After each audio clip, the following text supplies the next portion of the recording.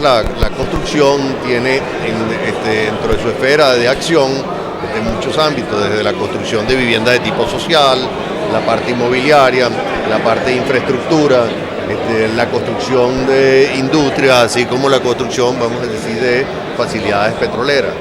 De allí que todos de alguna manera nos estemos encontrando para poder discutir cuáles son esas políticas. ¿Y por qué? Porque, por ejemplo, la Cámara plantea en su Plan Nacional de Vivienda hacer un programa de 200.000 viviendas año. Ahí estamos en el análisis junto con la industria, porque evidentemente en el país, con la pérdida de las 2/3 partes de la capacidad industrial del país y la productividad de las empresas públicas prácticamente en cero, no está ni siquiera en capacidad de afrontar un programa de 200.000 viviendas año. Eso es parte de las discusiones. De igual manera, estamos hablando del Programa Nacional de Infraestructura. En el Programa Nacional de Infraestructura ha sido un documento tremendamente interesante, porque ese documento no solamente evalúa y determina cuál es el stock de infraestructura que tiene el país, sino determina cuál es la brecha que nos separa de las necesidades mínimas que requiere el país desarrollar en materia de infraestructura para poder cubrir los requerimientos de la población. Eso nos está colocando que la inversión requerida en infraestructura es algo así como algo de 90.000 millones de dólares. Y bueno, entonces hay que analizar de dónde van a venir esos recursos, y evidentemente que la única vía es a través de la participación del sector de inversionistas nacionales, internacionales y nacionales. En el sector petróleo, evidentemente que hay que prepararnos para poder volver a despegar la producción petrolera en el país. Para nadie es un secreto que nosotros hemos perdido en menos de 5 años, hemos perdido casi 1 millón de barriles de producción, pasando de 3.2 millones de barriles a 1.9 millones de barriles. Recuperar esos niveles de producción requiere un esfuerzo titánico. Recuperar todo lo que es las refinerías y las instalaciones petroleras del país, que han sido verdaderamente destrozadas, requieren unas inversiones del orden de 300.000 millones de dólares, cosa que evidentemente no tenemos, pero si seguimos por el camino que vamos, pues vamos a seguir destruyendo más y va a ser inalcanzable. Y de allí que un sector construcción tiene que ampliar sus capacidades para poder responder a la construcción de un nuevo país, a la construcción de una nueva Venezuela, y eso es precisamente lo que hemos conversado. Ahora, ¿cómo se ve el próximo año 2018, cuando el que fue exdirector de PDVSA, el señor Torojardi, dio un análisis de lo que era la baja de petróleo entre el año 2016 y el año 2017? También el presidente de Conindustria, Juan Pablo Larquiaga, dio ese análisis ante la situación que se está viviendo, esta crisis que usted está nombrando. Pero para el próximo año, la Cámara Venezolana de Construcción, ¿cómo vaticina este próximo año para los venezolanos? Bueno, eso depende de la decisión de los venezolanos. Si nosotros continuamos como vamos y por el camino que vamos y con la gente que de alguna manera nos está, con las políticas que de alguna manera ha establecido este gobierno, el año que viene va a ser mucho más grave. Va a ser mucho más grave porque va a haber una pérdida de la producción petrolera al orden de 200.000 barriles de petróleo, ya no vamos a tener ni siquiera ingresos con que suplir las necesidades, y la industria nacional va a continuar deteriorándose y el sector construcción pues cada vez con menos inversión, entonces el desempleo va a ser cada vez mayor. Entonces la población venezolana tiene que darse cuenta de que a nosotros esto es, vamos a decir, realmente, yo te digo, un gran engaño. Yo creo que la población tiene que darse cuenta que esto lo que tiene son efectos propagandísticos. Para darles a ustedes una idea, fíjense, el gobierno nacional manifiesta que ha construido 1.850.000 viviendas. Eso, si tú multiplicas eso por 3.9 personas que viven por cada vivienda, eso te da casi 7 millones de habitantes. Bueno, 7 millones de habitantes, eso es así como que tuviese construido 1 vez y media el estado Zulia, o 2 veces y media el estado Miranda, o 20 veces el estado Nueva Esparta, o 19, vamos a decir, Vargas. Evidentemente que ahí hay una gran mentira.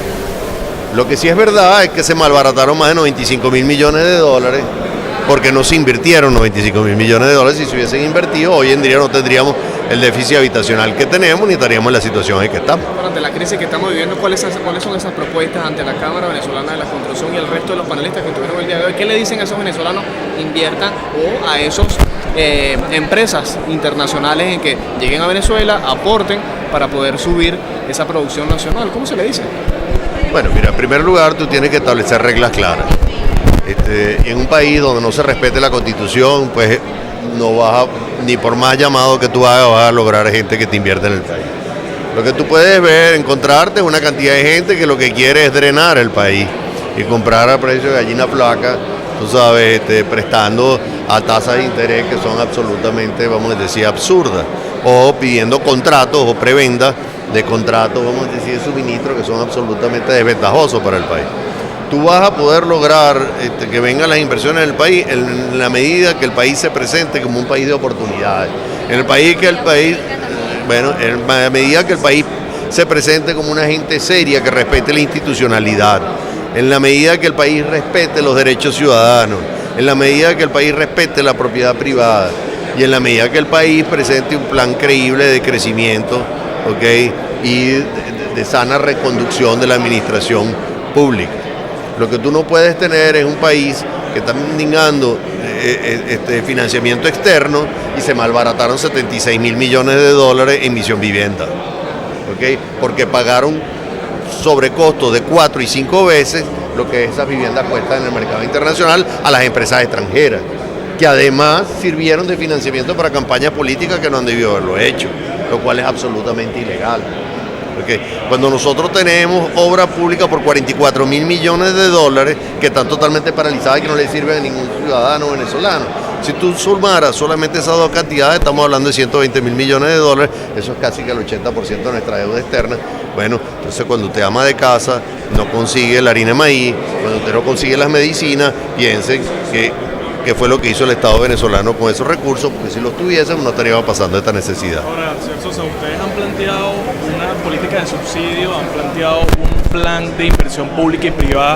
¿Cuál sería la propuesta más urgente en este momento para la reactivación del sector construcción? Bueno, fíjate, para la parte de vivienda, la propuesta, uno, es crear un marco jurídico que sea viable y que sea que impulse la inversión. Segundo lugar, tienes que recuperar el poder adquisitivo de las personas y tienes que darle un subsidio directo al comprador. Porque en la medida que han tratado de generar subsidios indirectos, eso ha sido, vamos a decir, un mecanismo de manipulación y de robo de dinero público. Tú le das un cambio, un subsidio directo a la persona recobra la capacidad de poder adquirir la vivienda que él desea en el lugar donde él lo requiere. En la parte de infraestructura, tú tienes, la única manera son las asociaciones público-privadas. Nosotros, el Estado venezolano no tiene hoy en día, después de la situación de la industria petrolera, no tiene capacidad, vamos a decir, para invertir 95 mil millones de dólares para cubrir esa brecha, ¿ves? Entonces la única manera es las asociaciones público-privadas. Entonces tú tienes que cambiar en el fondo los subsidios indirectos, ¿okay? Por los subsidios directos. Porque con los subsidios indirectos que haces tú, en teoría te regulan el precio del saco de cemento, ¿okay? Evidentemente que si le pagan a la planta el precio que lo tienen regulado, la planta no le dan los números y la planta cada día se deteriora más, se genera la escasez, pero el administrador de la planta o de la fábrica de cemento, al crear la escasez, entonces crea una oportunidad de negocio, de mafia, que lo vende a precios 4, 5 y 10 veces lo que le están pagando en la planta. Entonces eso no puede ser. O sea, nosotros como venezolanos no podemos seguir permitiendo que eso pase. Entonces yo creo que tú, en sí, para resumirte la propuesta, es crear un marco donde sea viable la inversión, tanto nacional como internacional, y tiene que buscar un esquema de subsidios directos al consumidor para solventar la situación, vamos a decir, de ingresos que tiene la población venezolana, que hoy, producto de políticas equivocadas, más del 80% de la población se encuentra en niveles de pobreza. ¿Cuántas viviendas podrían construirse con ese esquema de las asociaciones públicas y privadas?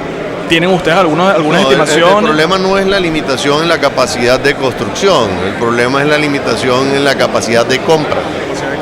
Entonces, en la medida que tú solventes la capacidad de compra, en esa misma medida tú podrás construir más viviendas. Entonces, evidentemente que lo que no pueda suplir en el mercado nacional de insumos tendrás que importarlo. Pero el deseo es desarrollar el país, desarrollar la industria del país. Lo que tenemos es que desarrollar una Venezuela para los venezolanos y no desarrollar las industrias foráneas, que es lo que ha venido haciendo un gobierno que se tilda de nacionalista, ¿no? El caso puntual de Odebrecht, las obras que están aquí paralizadas, ¿ustedes como Cámara tienen alguna información en cuanto a adelanto de investigaciones o cómo poder rescatar esas obras que están paralizadas con ese mecanismo de las asociaciones públicas privadas? ¿Tienen algún plan estimado para eso? No, bueno, evidentemente, fíjate, esas obras, muchas de ellas tenían unos sobreprecios increíbles. Yo te puedo decirte, por ejemplo, fíjate, solamente el Metrocable de San Agustín, okay, es más pequeño que el de Medellín. El de Medellín costó $40 millones, pues el de nosotros costó 318. Okay. Y por ejemplo, tú agarras el enlace, por ejemplo, de ¿cómo se llama? De la autopista esta Santa Lucía Kempi. Bueno, cuando el presidente Macri en la última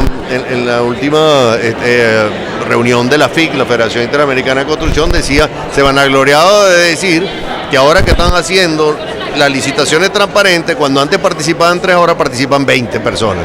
Y ellos habían logrado bajar los costos del kilómetro de vía en $750,000. O sea, que decir, la vía le estaba saliendo en $1.250.000. O sea, que ellos estaban pagando $2 millones. Significa, eso era una astronómica cifra para ellos. Bueno, ¿tú sabes cuánto costaba el tramo que te mencioné, Santa Lucía Kempi? 48 kilómetros. ¿Tú me puedes decir una cifra? $480 millones. Entonces, $10 millones el kilómetro, por Dios.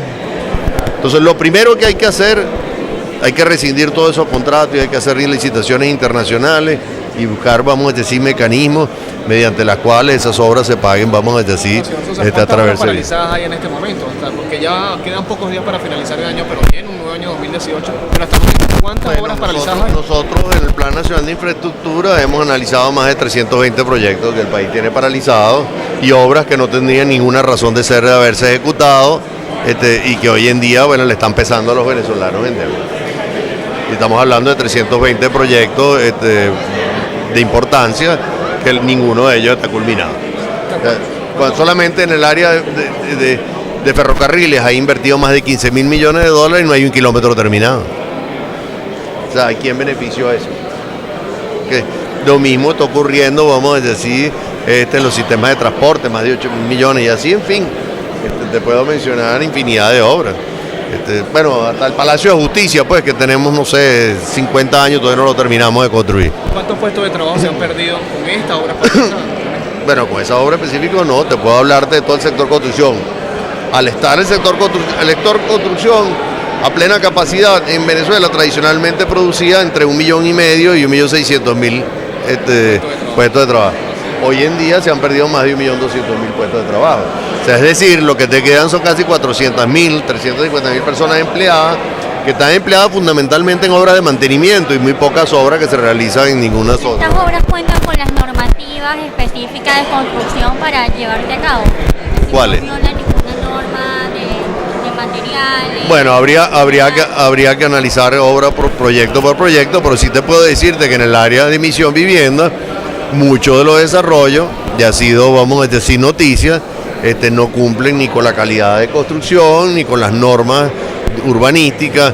Algunas ni siquiera cumplen con las normas sanitarias al tener ventanas que no cumplen con la normativa de ventilación. Otras fueron construidas al lado de un basurero, como en el caso de Fuerte Tiuna.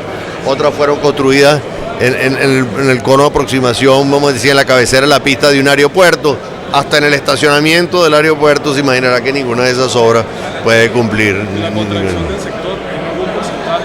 Bueno, yo te dije, está paralizado más de un 90%. ¿El próximo año entonces tiene una caída aparte del año 2017? Bueno, yo soy firme creyente de que el pueblo venezolano de alguna manera reaccionará y que todos los venezolanos entraremos en sindéresis y que de alguna manera tengamos una transición en paz y con miras hacia el futuro. ¿Cuál es el mensaje que le puede dar el Colegio de Ingenieros, ya usted como profesional afín que es, al menos el día de hoy, 6BTV se encuentra aquí prestándole la cobertura, porque creemos y pensamos que esto es un proyecto muy importante, hay que apoyar a las cámaras que están en pro de la situación de Venezuela, están buscando una salida, están buscando cómo solucionar problemas para el próximo año y llevar tanto soluciones no solamente estructurales, sino también económicas, porque lo podemos...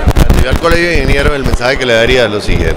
Mi padre, cuando fue presidente del Colegio de Ingenieros en el año 65, luchó por la venezolanización de la ingeniería. ¿okay? Y una de las cosas que ha ocurrido en estos 18 años de gobierno es que acabó con el profesional venezolano en materia de ingeniería y de construcción. Volvamos a rescatar, ¿okay?, la ingeniería venezolana. Gracias.